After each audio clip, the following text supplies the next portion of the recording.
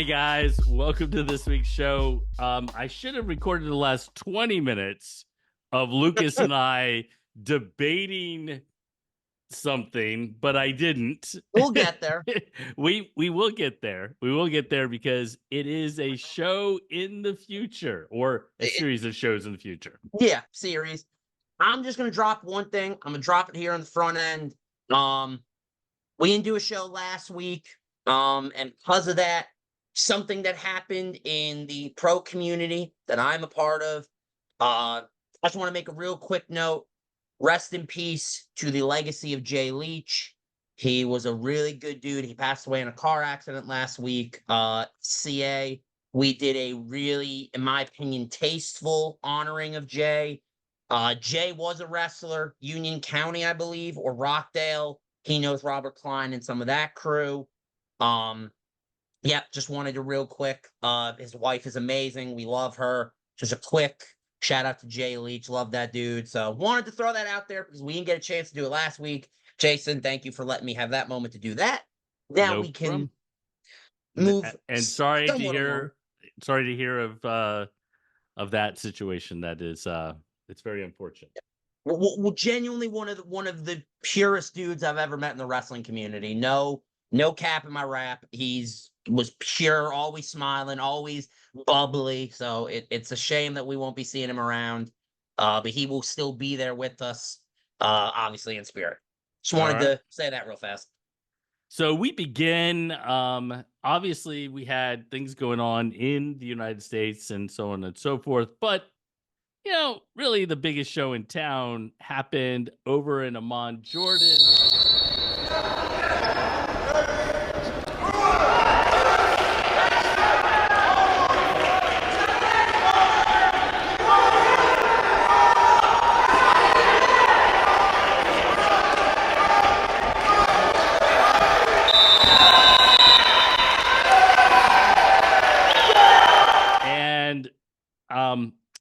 Lucas, was there a more impressive individual than the monster from down South Florida and Michael Mocco? I don't know. A however, like 30-something second tech fall in the finals is nuts.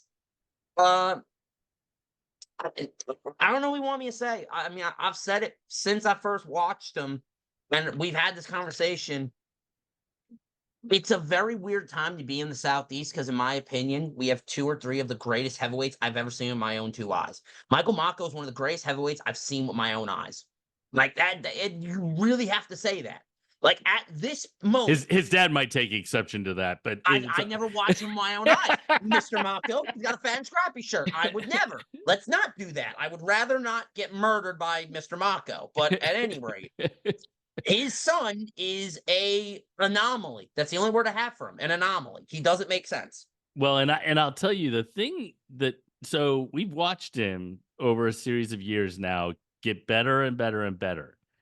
And the jump between his first year in Fargo and his second year in Fargo, when he was the OW in both styles, to now beating Jacob Levy, one of those former or fellow South, hammer, heavyweight hammers from the Southeast, at the World Team Trials. And Jacob, if you compare it, gave him a hell of a lot better of a match than anybody in Jordan did. I mean, I don't know if Michael was on the mat for like more than a minute. I mean, he was teching people left and right. And I'll tell you what, that leg lace must be so crazy good because they were just Next going time over. I see him, I want to feel it. I want him to leg lace me. I just want to feel it because the way he makes heavyweights capitulate their hips. Like if you notice, everyone he's leg laced after the first one, they just go with him. They're like, there's no point in defending this. Like I want to see. I want to see just how tight it is because it's nuts. And I wonder if you notice, he like laces, but that right hand kind of shoots almost up the back of their thigh. I wonder if it's that. I don't know. I just want to feel it because his leg lace is the craziest thing I've ever seen in my life. I'll tell you what, Michael, if we can, if we see you at Elite 8, maybe I can take out the video camera and you can leg lace Lucas here and we can actually see what it's like. I don't know if And then you'll I be want to there at Greco Elite go 8 with or him. not. No, I don't. I'm lying. I'm lying. I'm lying like hell. All right. Shout out to our other two members from the Southeast in Nate Askew, who won his first two matches, then lost his match in the quarterfinals. And unfortunately, the person he lost to lost in the semis, and he was out of the tournament. Repêchages for commies. Continue. Yeah, I said it. I said it. Yeah, I said it. If you and like repêchage, you're a red. All right. and Piper Fowler, who I just love to watch Piper compete. It's wrestling is such a humbling sport. You go from being a world champion at this event at this age group a year ago to taking fifth this year. It goes to show you that it's an ever evolving. You've got to be on for each of those matches. You don't get an opportunity because somebody else will take it to you and beat you for that title. And I think to a certain extent, it also goes to her just grit. Like she drops one and it's like, all right, now we got to figure it out. And she goes back to get fifth. I think to me, that also I think that also gives a nod to her too. Yeah, no, I agree. And three really good showings at U17s for the Southeast. If we kind of curve up like a little Trump, magic Sharpie, with the thing. I don't know if you know that reference. You don't know that reference? It's where No. he drew this where the hurricane was going to go, and he took a Sharpie and kind of made it bigger. Anyway, if we take the Southeast and we Sharpie it up to Kentucky, I'll tell you what, man, the Rainy Boys, they were awesome. Boy, let me tell you, that might be the single craziest thing I've seen in my life. With the throw that Jordan said, "Hey, yeah, psych, I lied." That might be the nuttiest thing I've seen in a long, long time. Either the only thing It I was can compare, Jordan. It wasn't I believe that was Jaden. Jordan. I think it was Jordan. Okay. That comparatively is the Yanni Frank Molinari spot where Frank had the ankle, ran Yanni out of bounds in basically a full split, and Yanni said, "Hey, yeah, now watch this, hit the corner, you step out, LOL." Like those two moments to me are like the same. That was nuts. Like Well, I watched the video on Flow, and I swear on my life I thought it was an AI video. Like that can't be real. That's not real. That's not what happened. Well, and honestly, I mean, you look at some of the other that we've now had the opportunity to watch in person at Elite 8. You've called some of the matches. I mean, Dom Monaretto wrestled Monster. absolutely great. He won another world title. Beating an American in the finals. Just want to throw that out there. Who, America had first and second. who'd he beat? Bachman. Oh, he beat Bachman from Puerto Rico. Well, he wrestled for Puerto Rico. Is that America. right? America. Yeah. So it's an American wrestling for America a Jace. So America. So the finals were American. So we're just gonna say, okay, cool, thank you. I'm right again, but okay, carry on. Just so you guys know, before we came on, man, Lucas was. I mean, I should just record it just so that we can get canceled by everybody. No, bro, bro, I'm in trouble. I'm getting calls from Sebastian Rivera, from the meetings. I'm getting all types of phone calls. Cliff Fretwell is putting on a match or 7. Jesus. Oh man. Anyway, all right. So here, stateside, and actually in the chaos in Middle Georgia, we had Carr's duels, which I'll be honest with you, like it featured some really, really good wrestling, some really, Yes. really good matchups of individual kids. Now, the one thing I will say, I love the guys who put on Carr's Chaos, but man, we gotta get bigger mats. Yeah, that was something that last year when we went, let me say, War Promotions. If you have never been to a War Promotions tournament, and I say this, shout out to Micah and the guys there. They do awesome stuff. They help put on the Backyard Brawl. War Promotions to me sneakily is becoming one of the better organizations for tournaments.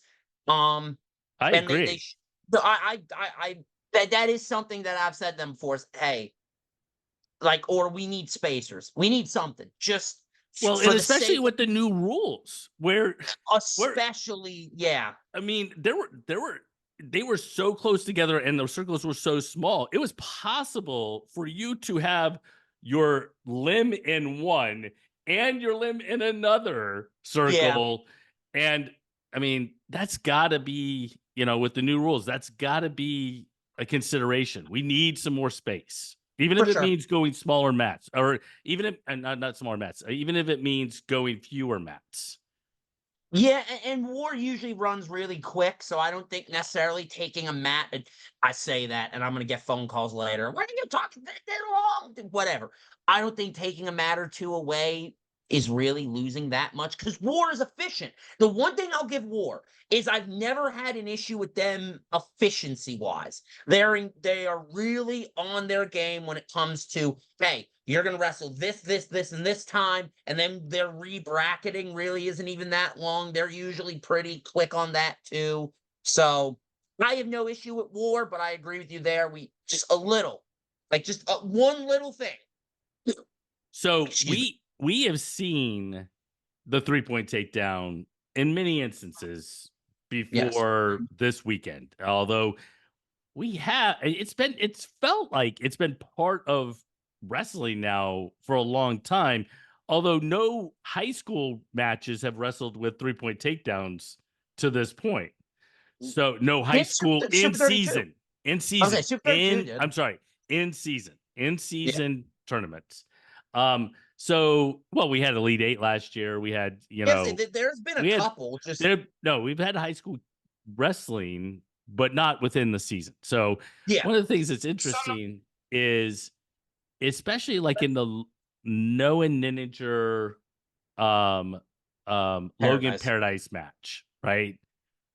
You could see where it makes a difference. I mean, Ninninger put it on Logan, and these are two individuals nationally ranked, Both them monsters. I mean, both are let's be monsters. frank. Ninninger's going to Virginia Tech, Paradise is going to Northern Iowa. But I'll tell you what, you better get used to it, because getting it up 3 on that takedown, you get one, man, and then Ninninger, I think, scored right at the end of the first period. It's 6-1, I'll and tell you, things have gotten out of control. as a guy who I always used to make joke that I was a bottom spammer, that I was okay with giving up the first takedown because I was just going to reverse you and make it 2-all. So this is what we were talking about with the 3-point takedown. Is it really it hurts bottom wrestlers. It really does. If you give up one, boy, you're in trouble. So that's my one issue with it. But by the same token, I think it does the job of getting guys to be more aggressive on their feet. So I don't give and mind the take. idea of a reversal of 3. I mean, that So doesn't that's hurt my my thing. feelings. Is no one really talks about this, or am I going to be the guy that has to bring up the discussion of, hey, I think takedowns and reversals should be the same? Like, am I going to be the guy that has to be the first one to bring that up? Because I haven't seen, like, because everyone loves to talk, but that's one talking point that hasn't come up as often. So I'm like, I but agree. other than that, I think the 3-point takedown is good. I do too. Did the girls wrestle with 3 or did they go freestyle? I don't actually know. I don't. Yeah, I wish I I was had found watching. that out. I was watching on track. I didn't get a chance to actually go to the event, and watching on track. I'm trying to catch up, and I'm going through the list of like the different matches, and I'm going, "Oh, I want to see this match. Oh, I want to see this match." So, to be fair to the girls, and I'm really sorry about this, my 3 takeaways from Cars is going to be really focused on the boys side, because there were some really good boys matchups. Not Well, that then there it's weren't good. good girls It's good we matchups. did that because I looked at the boys stuff. I've been looking at some of the girls stuff too because I figured as much as that was going to be how that kind of worked out, where you kind of focus more on the boys. So do you have a So couple for the girls? yeah, I got a couple for the girls for All sure. right. Go And ahead. why I did that was so my first one. Millie Hughes, who we've known in Georgia, she went 5-0 on the weekend, super dominant, scored the most team points at the event, had her wins were good. Hicks at a Palmetto, Sheila Monte at a RPA, Larissa Elliott, who was on Seren's demise, she teched her. Jada Jordan, she teched. Just Millie looked real tough. She's one that if you don't know her, you might want to get used to her. She's a monster, and she's only getting better every time we see her on the mat. I just one that I wanted to make a specific point of. She looked great. Yeah. Well, I wanted to ask you because later on, after we finish cars, we're gonna actually talk just very quickly about the Georgia Super 32 early entry tournament. And I mean, down in Florida, there's a girls' side. They wrestle girls, but here in Georgia, they don't wrestle girls. Um, is there a reason why? Do you want to give an idea of what I mean? Is it because of freestyle officials versus spoke style officials I'm going to paying say I two think different kinds of officials? so. I think cost is a thing. I think space as well because where is Super 32 qualifier this year? Is it Ola again? Ola, yeah, I mean, where are you going to put more mats in Ola? I mean, yeah, second gym. I mean, maybe I remember wasn't there one year that they ran mats up in the lunchroom? they might have. I don't So that's remember. the question: is do you run 4-2 or they run 3 in that back gym, right? 3. I think they ran two in the back gym, and I think Yeah. they So ran six yeah, they in the ran front 6. gym. I mean say 4. So maybe you run 6, 2, and 2. I Like don't that's know. Yeah. it's a and look, let's also that qualifier is a long day. Like let's not lie to each other. It's a long day already. So Well, I don't know if the reason I asked it was because I had Florida coaches who have girls who reached out and said, "Are they having a girls tournament? I mean, is there going to be a girls tournament?" And I'm like, "They have never done a girls tournament before. not that I I know can't of. imagine it's going to happen." And then I get the questions of why and so on and so forth, and I'm like, You know, I maybe someone I don't needs to really run a know. Super I don't 32 know. qualifier in Georgia just for girls. Yeah. Stand, no one do that, actually. Never mind. None of y'all do that. I came up with that. Babe, put it in the calendar. All right. And the only reason I bring that up is because Ella Hughes is one of the names I saw on the list as pre-registered for the boys' side of the Georgia Super 32 early entry tournament. So, I love it. I love you to know, see it, man. Like, all that's right. my thing. Like, we've talked about that. I love the idea of the girls being allowed to compete against the guys if they want. Like, I know oh, girls, I love the idea. If they want to go do it, man, Well, and the GHSA won't allow it any longer, yeah, but I know. you That know, that makes sense. It's geez, never mind. We're not getting on that high horse yet. The season hasn't even started. Don't even get me there, Jason. Like, at least let the season start before I get mad. all right. So let's go down a couple of things I noticed for Cars Chaos Duels. Number one, there's gonna be so much to cover. There's no way to cover it all. But a couple of notes that I saw at 190, Alex Smith out of Lake Highland Prep beat Ronan on in one of the matches. I'll tell you what, there's a kid at 165 out of North Carolina, Jalen Culp. He beat JT Bowers, and it looked like he beat him pretty handily. So, and I'll tell you what, Team White, I think it was White Bread, Wonder Bread, per Wonder usual. Bread, They Wonder won it Bread. last year too. Man, they brought a team. That's basically Staunton River, by the way. They brought a team. And I'll tell you So, what, and well, Landon Jobber Spence up at 215. Woo, we didn't get us Jobber Spence versus Case and Howell matchup, which I would really have liked to damn, have I would like. seen. So, real quick about that Wonder Bread team. When there was a minute in time when Wonder Bread was going to be at Don Father. When I spoke to the coach, it's basically Staunton River High School in Virginia. That's basically Nowhere Ninjas team that they've set, and then a couple of other guys here and there to fill spots. So that just lets you know that if you don't know Staunton River up in Virginia, boy, they can bang. Like they can go. Well, Like come they on, like that.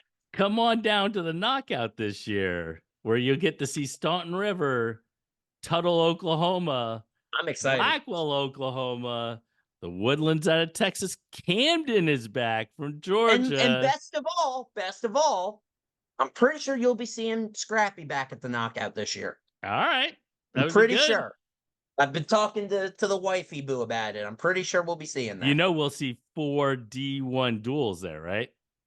Yeah, we talked about this. Yeah. That there's going to be some D1 wrestling there. Yeah, we Yeah, talked there about that. will be. All right. So as we finish up Carr's Chaos, Ricky Springs, Ty Murray had a 1-point match. Let's see. DJ Clark wrestled really well. I think he lost to Colson Hoffman, but he beat Kale Kuski. Maddox MacArthur beating Connor Yep. Doherty. Just to give you an idea of some of the matches and the level of matches, those are some household names. Those are some state champs that ended up matching up with one another. That's some good wrestling, dude. I got one. I'll shorten up what I got. One girl I want to mention, Brianna Higgins, went 4-0. Wrestles Lily Bradshaw, who is in her own right as a monster, 10-0 in Higgins' favor. Boy, if you don't know Brianna Higgins out of Camden, boy, She's tough. she's like that. She looked real impressive this weekend. Your winners of the event were Storm. They beat RPA in the final 50-21. Storm had a really good team. You had McLeod down low, Charlie Richardson, Trujillo. Then you got up to their high school crew, and that's where you had Wells, Batansis. Chances, yeah. Yeah, Ariel Mycon, who we know, Shaylee Bachan Batch. I'm butchering that name. Someone's gonna yell at me. Sorry. I'm not as familiar with her, but just a really solid team from them. I was happy to see 8 girls teams this year. I was happy.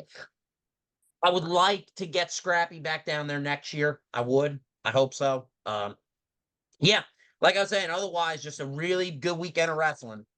All right, so let's flip over to this coming weekend. And again, the state of Georgia, we already talked about it, the Super 32 early entry tournament. And, you know, one of the things that stood out to me, and this is the reason I wrote the post the way I did, and that is, I think you posted last year some interviews with some of the ones that won. And Yeah, a few. somebody made a comment about, it's a qualifying tournament. I'm like, dude, this qualifying tournament has state champ versus state. There were state champs that didn't finish top 4 last year and ended up winning a state title in an early entry tournament. This isn't your typical early entry tournament. The best kids around come in to try to get the best matches. This year, Illinois, according to the pre-registration, has 3 kids coming. But one of the kids who's coming, he only lost to Ben Davino in the state finals in Illinois. Okay. So don't tell me that the tournament shouldn't be kind of recognized or whatever. You go and talk to LA Ruffin, man.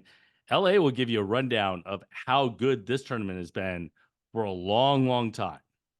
Bro, I mean, just look in my era. I mean, one of my brackets was me, Eller, Camden Monroe, Gavin Kane, and someone else that was really good. I can't remember. Like this tournament. Oh,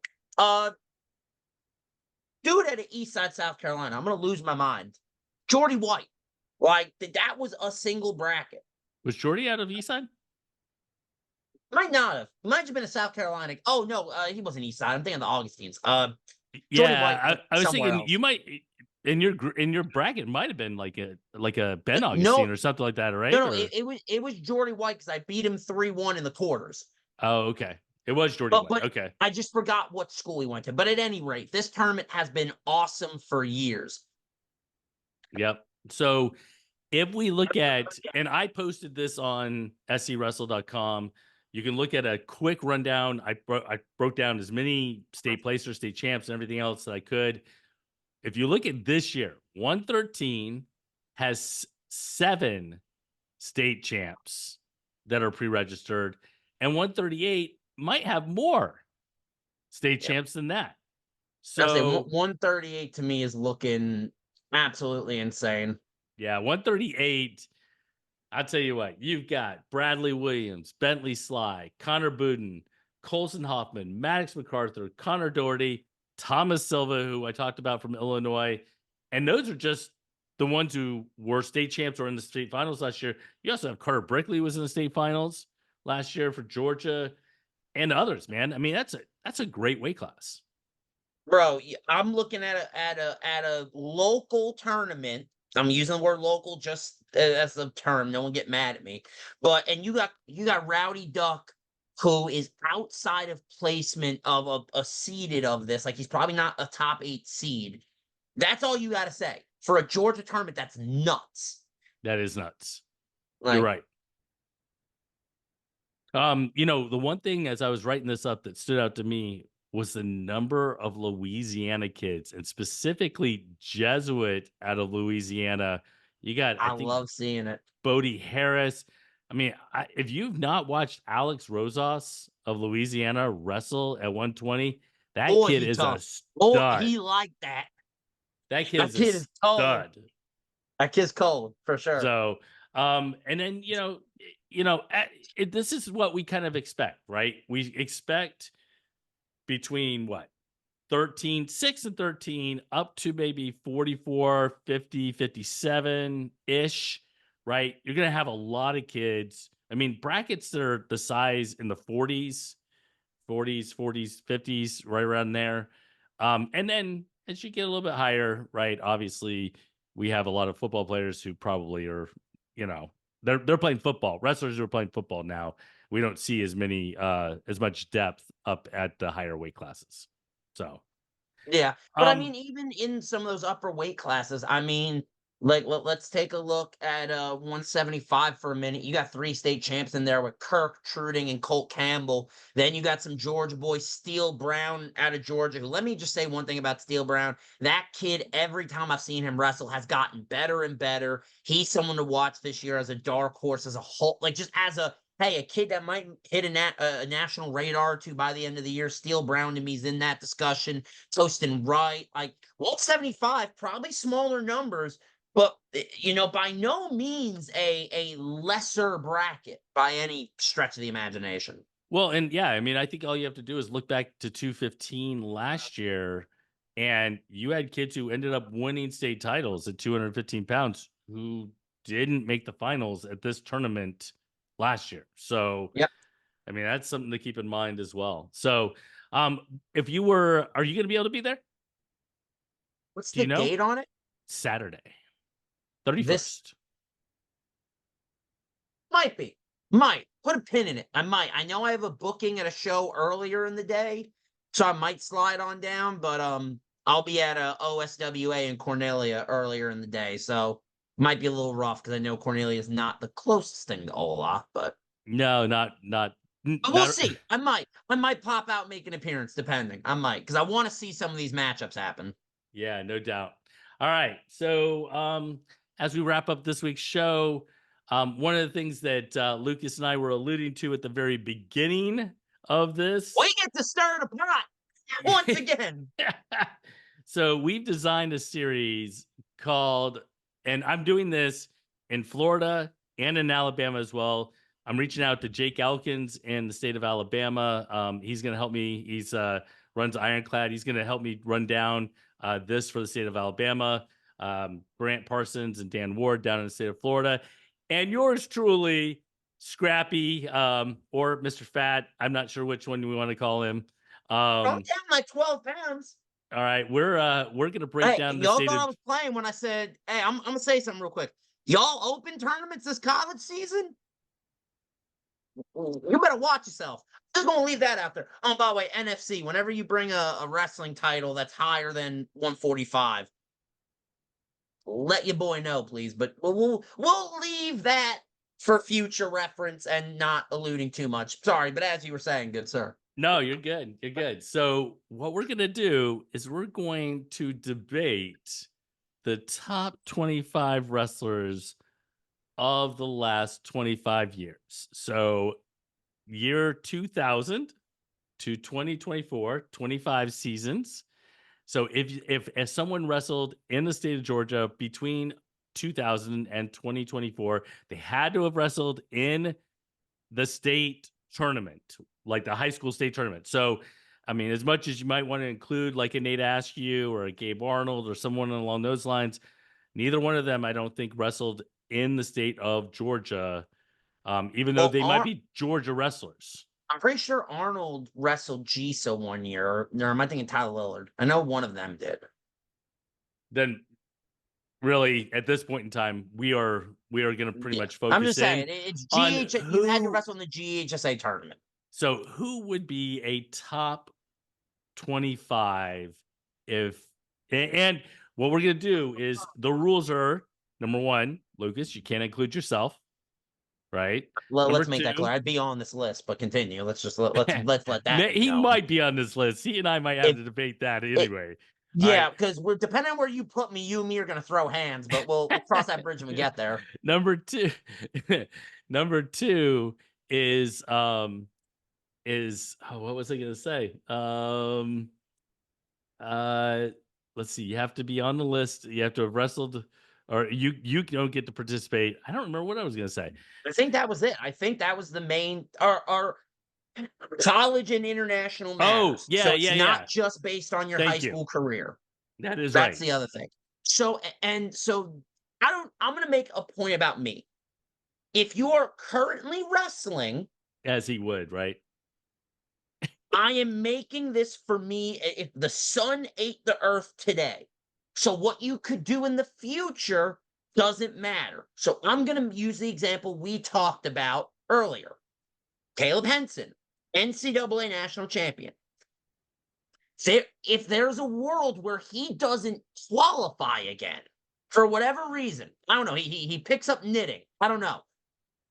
That I'm not ranking on the possible potential of, oh, he could be a three-timer. That doesn't matter to me.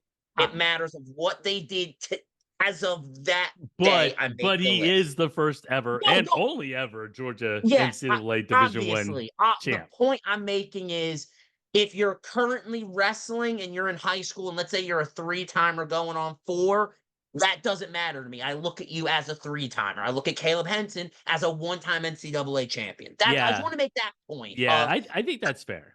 I think that's fair. Because I know what's going to happen. Someone's going to rank. I'm going to rank one of these current guys down low, and someone's going to get mad at me and be like, "Well, what's going to happen if this dude wins 2 national titles?" Great, he does. After I make the list, that's wonderful. Like what we do. Right. I'm just saying. And in 5 years, we could this be list making could be drastically different. Right, exactly. We're saying at this moment in time, this is what this looks like. That's the point I wanted to make. Just that specific point of, hey, it's about today. So everyone, keep an eye out. It will be the middle of September, 3 consecutive shows. It won't, I don't think, replace our weekly show because there's actually, we're going to talk about Elite 8. We're going to talk about all these other things. Bro, we got Elite 8 previews to do. We got all sorts of things to do. So this will be in addition to Scrappy rankings. The first Georgia Scrappy rankings have got to drop. Like, there's a lot of stuff going on. Yeah. All right. So look for that in the future. I still got to do those. Still got to do those. I forgot. So look for that in the future. And yeah, we'll be back next week, man. Yeah.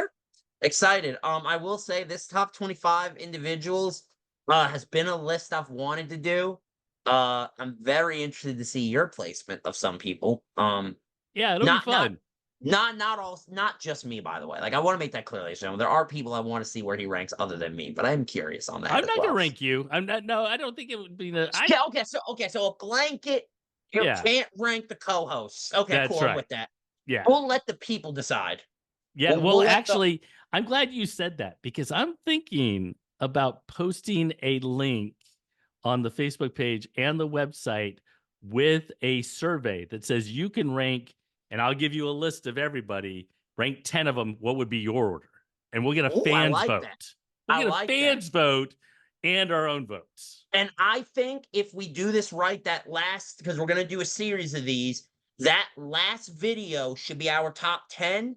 And I think we should also show the fans' top 10 that same episode. I think that might be fun. That might be really cool, actually. All right. Lucas, I appreciate this week, man. You have a great week, and we will I will see you back here next Tuesday. Sounds good, brother. All right, man. See ya. Peace. Bye.